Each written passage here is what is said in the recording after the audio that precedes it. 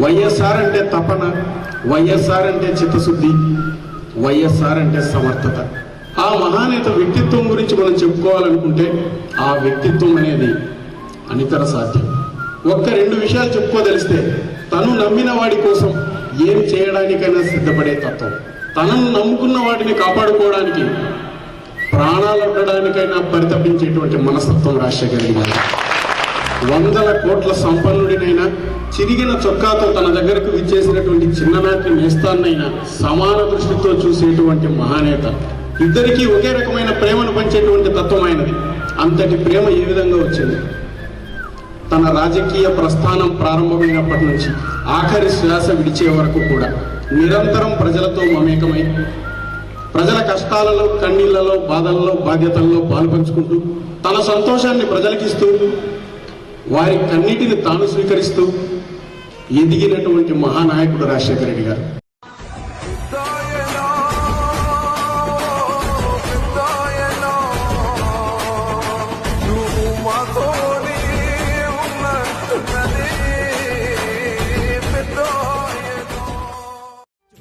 జోహార్లు రాజన్న మరువలేము నీ త్యాగాలు, చెరిగిపోని జ్ఞాపకాలు, నీ జీవితాన్ని మాకు దారవోసిన అన్న అందుకో వందనాలు, అందుకో వందనాలు మా కన్నిటిని వాళ్ళు.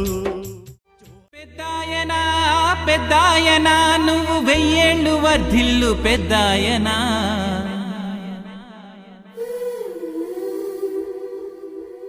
పేదోళ్లకు సాయం చేసే పెన్నిధివయ్యా పెద్దాయనా.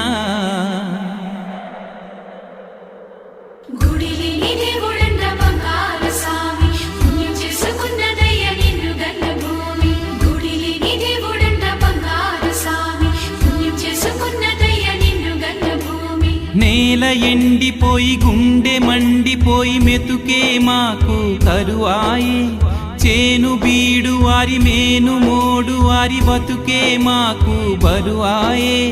కూడెట్టి లేనోళ్ళ కాపాడువాడా మా గుండె గుళ్ళోన కొలువైన రేడా. పెద్దాయనా నువ్వు 1000 ఏళ్ళు వర్ధిల్లు పెద్దాయనా. పెద్దాయనా నువ్వు మా పాలి దైవం పెద్దాయనా.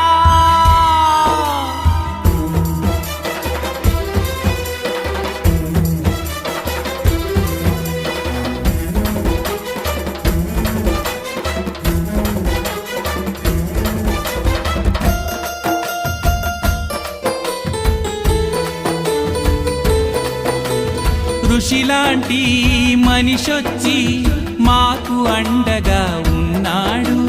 కృషి ఉంటే మనకెప్పుడు కరువు రాదులే అన్నాడు. కష్టపడే వారి ఇంట్లో కలిమి కొలువు కాదు. మా వీడియో కనుక మీకు నచ్చినట్లయితే లైక్ చేయండి, షేర్ చేయండి. మరిన్ని ఇంట్రెస్టింగ్ వీడియోస్ కోసం సబ్స్క్రైబ్ చేయండి. అంతేకాదండి, పక్కనే ఉన్న బెల్ ను క్లిక్ చేయండి.